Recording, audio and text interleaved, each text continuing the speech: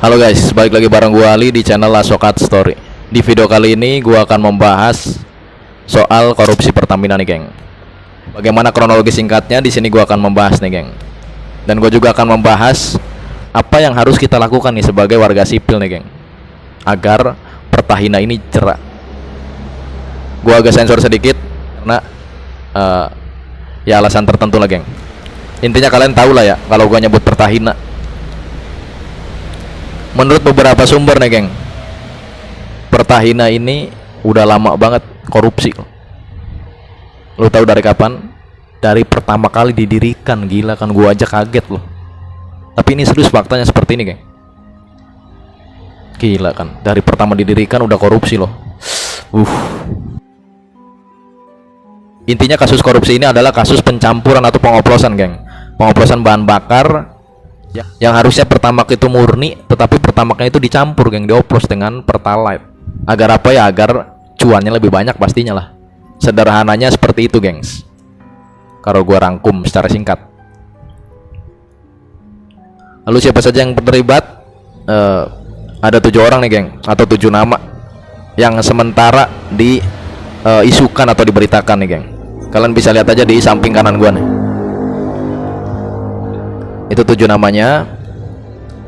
Dan ini adalah kasus korupsi terbesar Paru Info nih, geng, sepanjang tahun 2020 sampai tahun 2025. Karena kan beberapa kasus korupsi kemarin besar juga, tapi nggak lebih besar dari Pertamina ini, geng.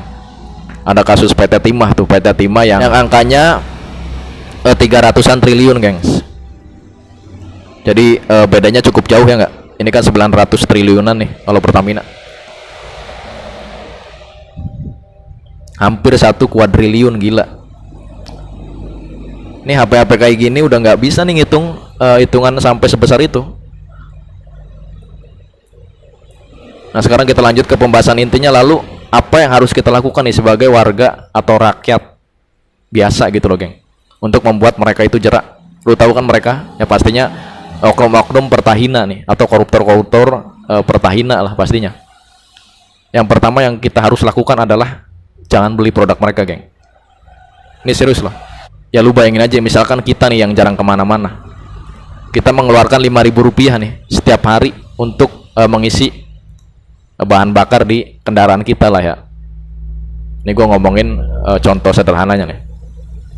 5 kali 30 hari kali 365 hari dikali 5 tahun. Karena kan kasusnya dari tahun 2018 sampai tahun 2023. Ini menurut Kejaksaan Agung nih, geng. 19, 20, 21, 22, 23. 5 tahun.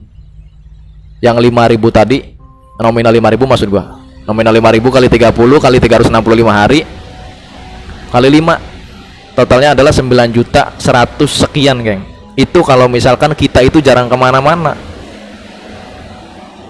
Nah, misalkan lu yang sering jalan-jalan, atau misalkan kita yang kerjanya kurir atau ojek gitu kan, sering nganterin makanan, atau pengusaha yang sering bolak-balik menjajakan dagangannya nggak pakai motor, pakai mobil, itu lebih gede lagi, gengs. Jadi bahasanya apa gini, geng, kalau misalkan kita jarang kemana-mana nih, kita itu udah dibohongi dan dibodohi nih selama 5 tahun. Dari segi uang nih, kita udah dibodohi 9.100.000 sekian, geng. Ya kita bulatin aja lah 9.100.000. Kalau misalkan kita jarang kemana-mana. Nah, kalau misalkan kita kayak tadi yang gue bilang tuh, kita profesinya sebagai kurir, nggak sering bolak-balik, ya bisa 3 kali lipatnya loh, geng. Masa kita harus diam aja ya nggak? Salah satu caranya adalah tadi tuh, geng. Cara pertama adalah kita jangan beli produknya biar mereka kapok, ya nggak? Kita kesampingkan dulu lah. Misalkan mereka ada isu memonopoli SPBU yang lain gitu kan, merek-merek lain maksud gue, geng, merek sebelah gitu kan, pasti tau lah, merek kerang, terus juga merek-merek yang lain lah. Kita kesampingkan dulu lah, kita nggak usah mikirin itu dulu. Intinya kita hindari dulu mereka, geng. Kalau misalkan terpaksa banget, kita beli aja di warung. Karena kan sekarang banyak ya nggak, di warung-warung kecil tuh. Ya walaupun gue dulu sempat seujon sih. Gue dulu sempat seujon, geng. Pasti kalian juga pernah lah seujon. Gue kira mereka yang oplos warung-warung kecil itu loh. Gue nyesel sumpah. Ternyata gue salah, geng. Ternyata pusatnya yang mau oplos, gila kan. Pokoknya kalian hindari lah, hindari dan jangan ngisi di situ loh, geng, agar mereka itu kapok. Pasti kalau kita nggak ngisi, mereka anjlok lah pendapatannya, nggak? Mereka biar mikir. Karena itu adalah cara yang paling mudah, geng.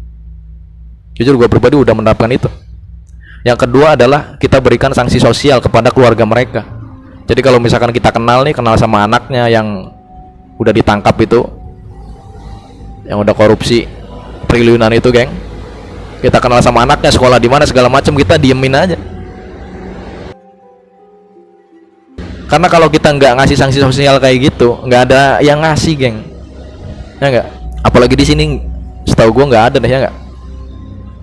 Coba kalian perhatiin deh, anak-anak koruptor nggak ada kan yang dikeluarin dari sekolahnya atau dikeluarin dari universitasnya. Ada nggak? Kalau misalkan ada kayak gitu, kalian komen aja di bawah.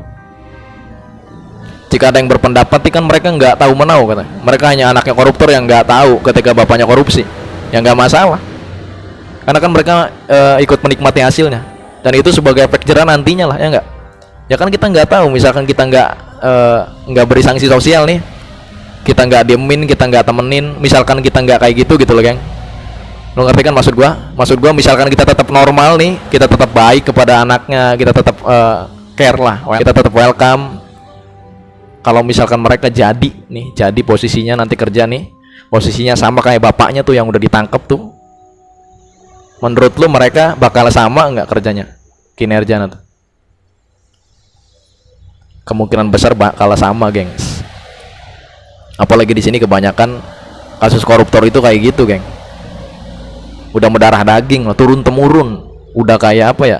Udah kayak tradisi gitu loh, geng. Lu tahu tradisi kan? Tradisi itu pasti ada dan pasti dilakuin oleh bawahan kita atau keturunan kita. Contoh tradisi nyari tajil nih, kalau misalkan kita bulan Ramadan kayak gini, pasti kan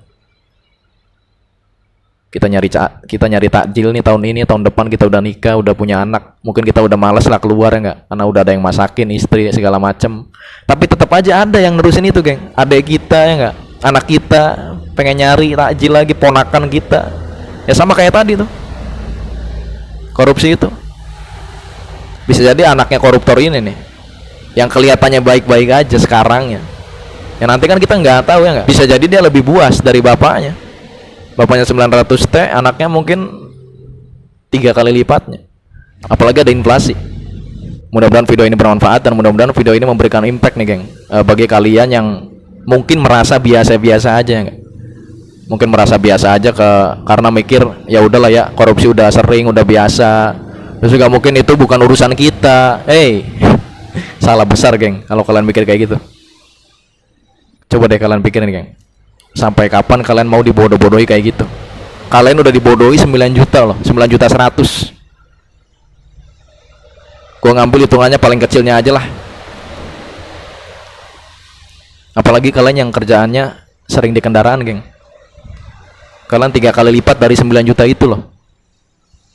Gua berharap kalian lebih kritis, plus kalian juga harus ngebuang jauh-jauh, geng. Itu mah bukan urusan gua. Kalau ada pemikiran kayak gitu, geng. Enggak, ini urusan kita, geng. Kita itu ditipu, gengs. Itu enggak setahun 2 tahun, 5 tahun. Jadi gua minta sama kalian jangan dinormalisasi nih, geng, soal kayak gini. Karena ini pastinya untuk kepentingan kita nantinya lah, kedepannya, geng.